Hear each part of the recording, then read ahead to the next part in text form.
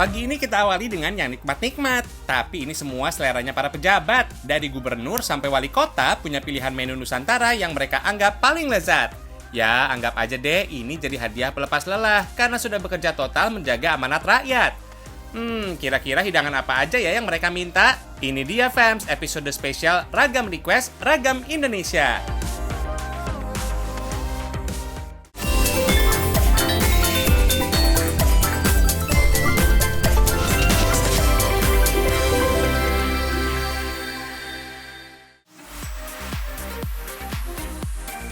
Yang namanya selera fams memang berbeda-beda, termasuk selera para pemimpin kita. Mulai dari Gubernur Jawa Barat, pemimpin Ibu Kota Jakarta, Gubernur Jawa Tengah, Wali Kota Bogor, sampai Bupati Kabupaten Lumajang. Semua punya menu favoritnya masing-masing. Siap-siap deh pada ngiler. Hihihi.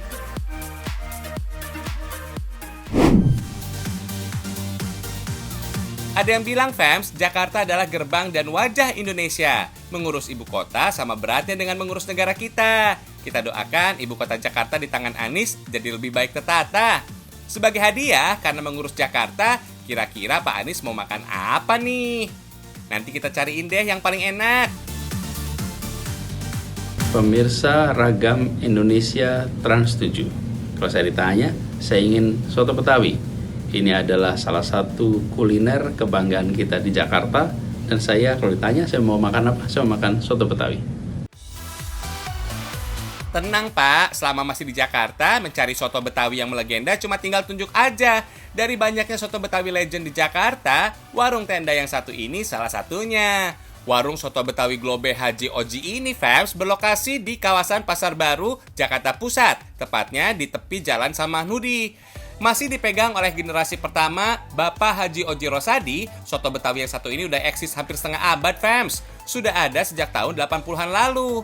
Buka setiap hari mulai pukul 8 pagi sampai 8 malam. Sekitar 1.500-an porsi bisa terjual setiap hari. Wah, laris manis ya fams. Mau sate kambing, soto ayam, soto mie juga ada kok fams. Tapi favoritnya ya udah pasti soto Betawi. Oh iya, diperkirakan sih fams ada sekitar 50-an lebih jenis soto yang ada di negeri kita. Walaupun melimpah, ternyata soto aslinya bukan dari Nusantara.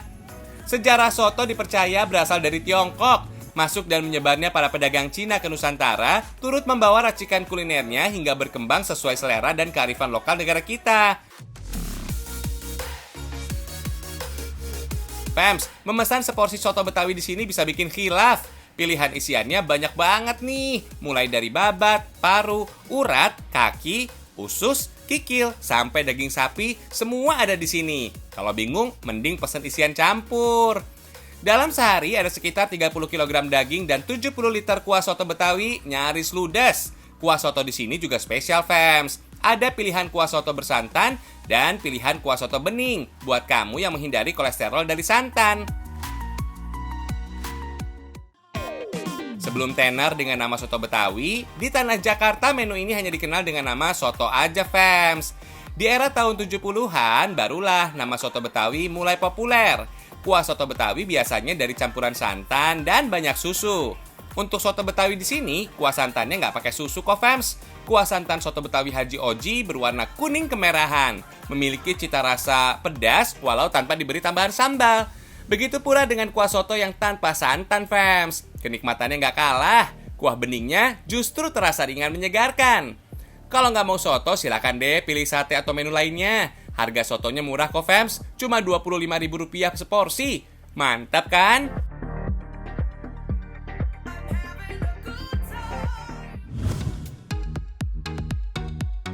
Fams, siapa sih yang nggak kenal sama Ridwan Kamil? Tokoh dengan banyak karya arsitektur ini mulai menarik perhatian publik saat menjabat sebagai wali kota Bandung sampai akhirnya jadi gubernur Jawa Barat. Dekat dengan kalangan anak muda milenial, kira-kira apa ya makanan Indonesia yang jadi favorit Kang Emil? Ya, kalau kita bicara menu-menu Indonesia banyak sekali yang saya suka ya. Kalau menu yang rada komplit, saya senang garang asam ayam, kira-kira begitu. Karena rasanya itu ada asamnya, ada pedesnya, terus dengan ayam yang sangat sudah lembut, kira-kira begitu. Jadi sangat cocok dimanapun saya cari itu. Hanya tidak dimasak di rumah, jadi memang lebih banyak beli di restoran atau di warung-warung, ada warung khusus. Itu salah satu favorit saya. Terakhir menyantap kemarin pas buka bersama anak-anak, ada anak yang garang asamnya sapi, saya garang asamnya ayam, lebih suka ayam, dan menurut saya itu salah satu kearifan lokal yang luar biasa. Nggak terlalu ngagetin juga sih fams, kalau Kang Emil suka kuliner garang asem. Menu tradisional asli Nusantara ini memang punya cita rasa kenikmatan tiada tara. Dalam bungkusan daun pisang, potongan ayam kampung, tomat hijau, dan kuah bening jadi jaminan kesegaran yang bisa bikin ketagihan. Selain isi ayam kampung, ada juga nih garang asem ceker dan jeroan ati ampela ayam. Enak banget deh pastinya. Fams, ada banyak versi cerita tentang penamaan menu garang asem ini. Dari sudut pandang cita rasanya sih, garang bisa berarti yang pedas-pedas, sedangkan asem merujuk pada rasa kuahnya yang menyegarkan. Dalam bahasa Jawa, digarang artinya memasak dengan cara dikukus. Menu berbungkus daun pisang ini memang matang dengan cara dikukus, fams. Cita rasa asam didapat dari campuran tomat hijau yang melimpah. Sama banyaknya deh dengan cabai rawit hijau dan potongan ayam kampung di dalamnya. Tinggal pilih aja nih, garang asem ayam kampung, garang asem ceker, sampai garang asem ati ampela ayam. Semuanya gak ada yang gak enak. Wajar deh kalau menu ini jadi banyak penggemarnya. Oh iya, sajian garang asem konon asalnya dari Jawa Tengah. Ada yang bilang menu ini berasal dari Kabupaten Grobogan. Tapi ada juga yang menyebut hidangan ini berasal dari Kabupaten Kudus.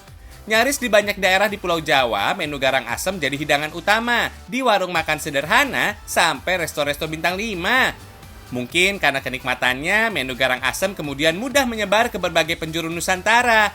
Garang asem memang sangar deh kenikmatannya.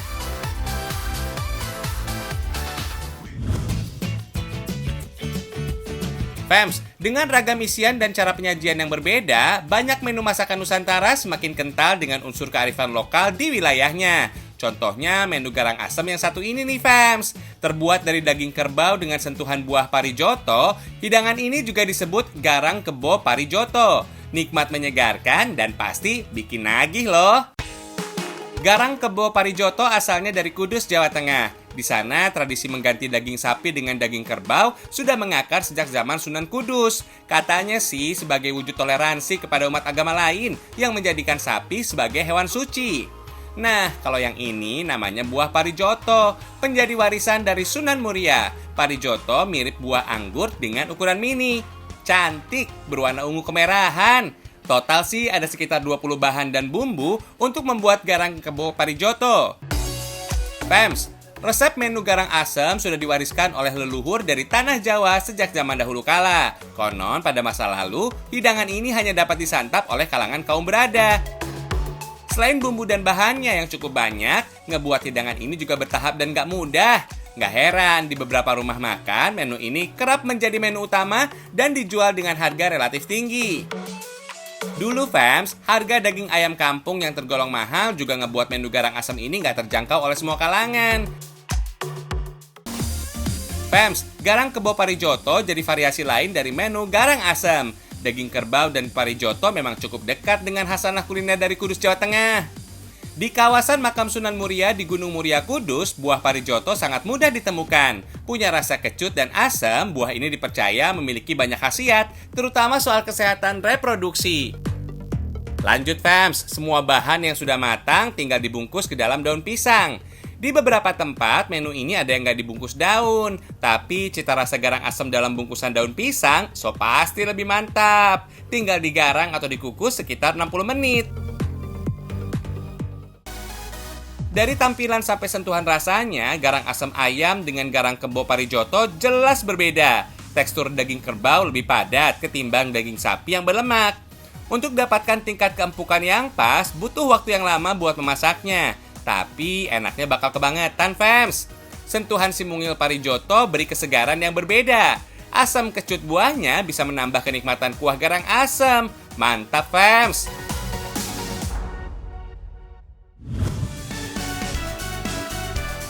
Sekarang giliran Jawa Tengah nih. Ada Pak Ganjar Pranowo yang juga punya request kuliner favoritnya. Ayo Pak, mau request makanan apa nih?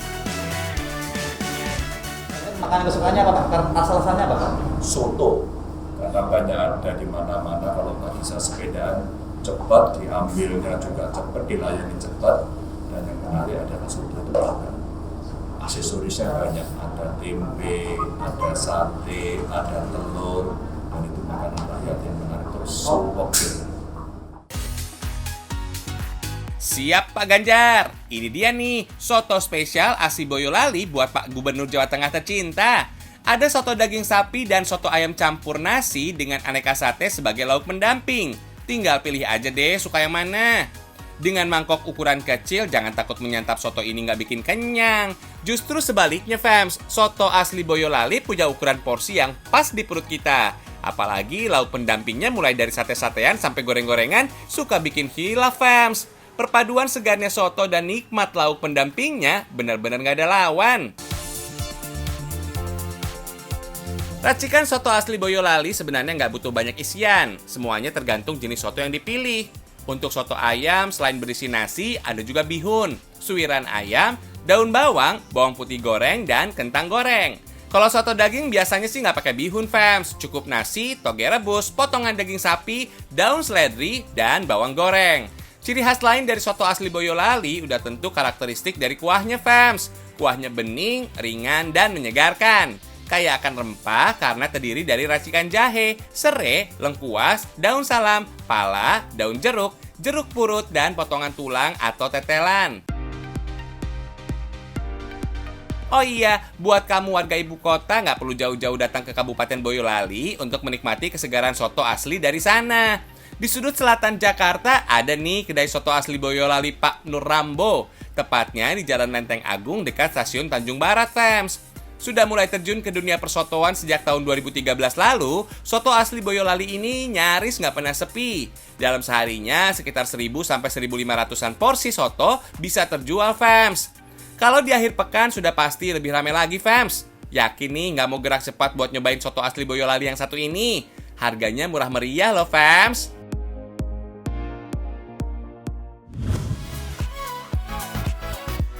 Fams, Kota Bogor di Jawa Barat juga punya pemimpin muda. Menjabat wali kota sejak tahun 2014 lalu, Kang Bima Arya Sugiarto juga mau nih dimasakin menu spesial sama Ragam Indonesia. Kira-kira menu khas apa ya yang mau Kang Bima request? Jangan susah-susah ya, Kang. Hihihi. Ragam Indonesia, saya minta dibuatin urap. Ini makanan yang selalu dibuatkan oleh nenek saya waktu kecil. Sehat, ya, apalagi sekarang anti kolesterol. Tolong buatkan urap untuk saya yang enak. Wah, ada yang kangen nih sama menu masakan nenek. Spesial buat Kang Bima Arya, ini nih kita buatin urap yang paling enak. Terdiri dari aneka sayuran dengan bumbu kelapa yang nikmat, urap spesial ini lengkap dengan lauk ayam, telur, dan tempe bacem. Ngiler kan, fams? Sajian urap memang Indonesia banget, fams. Cuma terdiri dari aneka sayur dengan bumbu olahan kelapa muda. Kalau orang barat sana sih, mungkin menyebutnya dengan istilah salad. Hihihi. Sama-sama berisi berbagai jenis sayuran, urap dan pecel jelas berbeda. Perbedaan paling mencolok tentu terlihat dari bumbunya. Kalau pecel disiram dengan kuah sambal kacang, urap pakai bumbu dari parutan kelapa muda. Cita rasanya juga cenderung pedas karena cabai yang jadi campuran bumbunya terbilang banyak. Makin mantap lagi kombinasi terasi, kencur, daun jeruk, dan gula merah yang diulek halus bikin aromanya makin maknyus. Hasil parutan kelapa muda lanjut dicampur bersama dengan bumbu halus, fams. Dibanding dengan kelapa tua, kelapa muda memang nggak banyak mengandung santan, tapi dagingnya lebih empuk dan gurih, fams. Ada dua proses memasak bumbu urap yang sering digunakan. Ada yang dikukus atau digongso tanpa memakai tambahan minyak, fams. Maklum deh, kelapa bisa mengeluarkan minyak alami dengan sendirinya, fams. Ini nih yang bikin rasanya jadi makin gurih. Fams, urap adalah makanan sehat. Kombinasi sayuran yang dipakai biasanya sesuai dengan selera dan kebiasaan masyarakat setempat yang membuatnya. Sayuran seperti bayam, daun kates atau pepaya, daun singkong, kangkung, kacang panjang, serta toge sudah paling komplit deh. Semua direbus dengan durasi yang tepat supaya nutrisinya bisa terjaga. Fams, urap yang lazim ditemukan dalam kuliner Nusantara konon berasal dari tanah Jawa. Menu ini menjadi syarat hidangan penting sebagai pengiring atau pelengkap menu tumpeng. Bisa dibilang urap menu yang spesial, fams. Tahu sendiri kan, sajian tumpeng selalu hadir dalam acara yang spesial pula. Di balik kenikmatannya, filosofi urap yang terdiri dari banyak sayuran juga menjadi simbol dari kerukunan. Sayuran dimaknai sebagai pertumbuhan, ketentraman, atau keinginan yang tercapai. Katanya sih, kata urap berasal dari kata urip, yang bisa diartikan hidup atau kehidupan. Urap menjadi simbol syukur atas limpahan hidup dari Tuhan. Wah, dalam juga ya maknanya urap.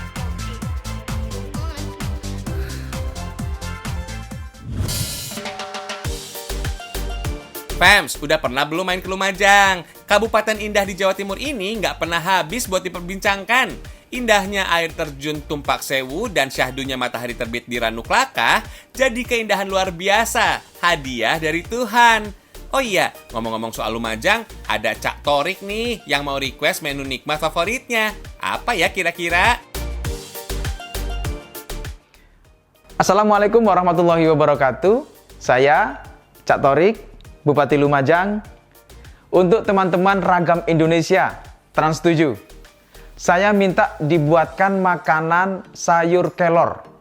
Sayur yang dari daun kelor.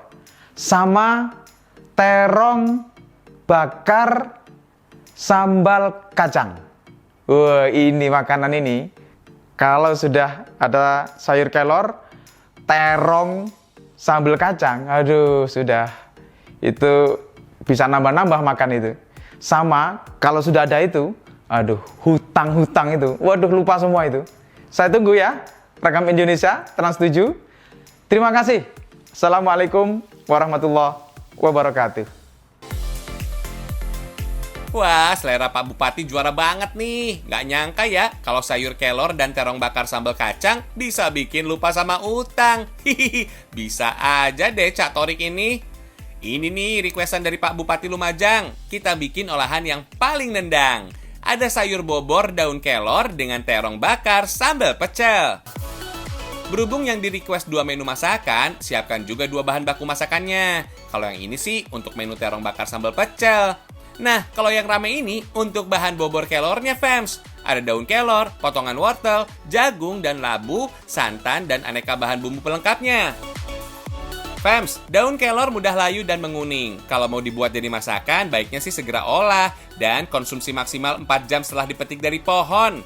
Untuk olahan sayur kelor yang dipakai cuma daunnya aja. Batang-batang terutama yang sudah tua baiknya disingkirkan karena teksturnya keras. Membuat sayur bobor daun kelor caranya nggak susah kok fams. Komposisi bumbunya sederhana. Cuma terdiri dari bawang merah, bawang putih, gula pasir, kencur, dan ketumbar. Semua diulek sampai halus fams. Tanpa perlu ditumis, bumbu halus bisa langsung masuk ke dalam air mendidih. Kalau sudah, aneka sayur pelengkap dengan tekstur yang keras bisa langsung dimasukkan. Fams, hidangan sayur bobor cukup populer di tanah Jawa. Menu ini banyak ditemukan di wilayah Yogyakarta, Jawa Tengah, Jawa Timur, dan sekitarnya. Pada zaman dulu, fams, hidangan sayur bobor biasa tersaji saat momen anak pertama menyapih. Itu loh tahapan menghentikan asupan ASI atau air susu ibu kepada anak. Biasanya sih sayur bayam atau daun singkong yang diolah menjadi sayur bobor. Tapi berhubung ini requestan spesial dari Bupati Lumajang, kita ganti ya pakai daun kelor. Gak usah lama-lama fams, cukup 10 menitan atau sampai kuah bobor mendidih, sudah siap disajikan. Eits, tunggu dulu. Sekarang tinggal bikin terong bakarnya aja nih. Punya sentuhan rasa dasar manis yang khas, beberapa jenis terong sering dipakai untuk lalapan. Kalau terong ungu ini sih emang paling cocok deh kalau dibakar. Nggak usah pakai bumbu, cukup oles minyak supaya terong bisa matang terbakar. Sip lah, tinggal disiram pakai sambal kacang atau bumbu pecel nih fams. Beh, mantap banget dah. Walau bercanda, nggak juga salah sih kalau kombinasi menu ini bisa bikin lupa sama utang. Kenikmatannya emang nggak ada lawan. Kabupaten Lumajang di Jawa Timur memang menetapkan sayur kelor sebagai salah satu makanan khasnya. Oleh Organisasi Kesehatan Dunia, kelor dianggap sebagai daun ajaib karena banyak manfaatnya. Konon, kelor juga ampuh loh untuk menangkal hingga melunturkan pengaruh negatif mulai dari susuk sampai ilmu hitam. Hihihi, awas Neng, baca doa dulu ya sebelum makan.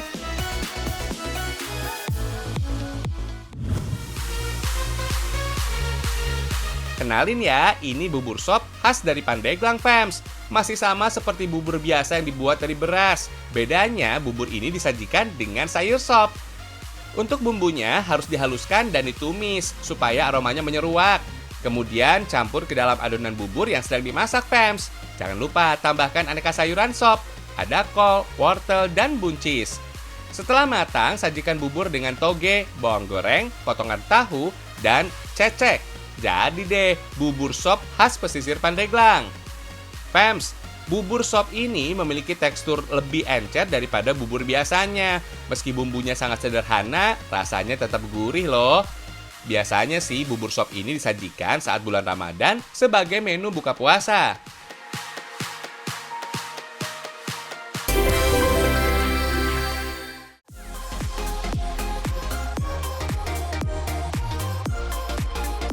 Wah, nggak nyangka ya Fems, ternyata selera pejabat dan pemimpin rakyat kita banyak yang nikmat-nikmat. Mulai dari yang berkuah sampai yang pedas menyegarkan, semua jadi bagian dari kekayaan kuliner Nusantara. Dan yang pasti sih, ragam Indonesia, satu Indonesianya, berjuta kekayaannya. Bangga dong pastinya.